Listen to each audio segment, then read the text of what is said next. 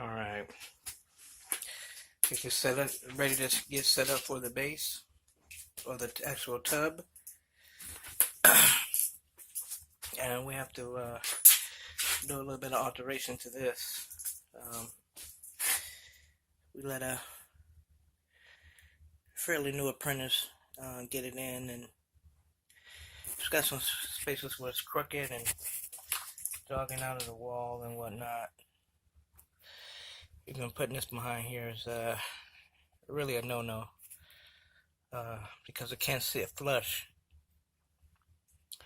Also, this here kind of slants in behind here, so that's making it all the more crooked. That's adding to it. And also, you can see here, this part here is protruding way out of the wall,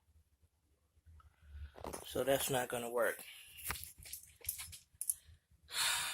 To the regular eye, it appears like it's in and it's all good, but when you tend to go back to want to put the surround on, that's going to really come back to bite you. So that has to be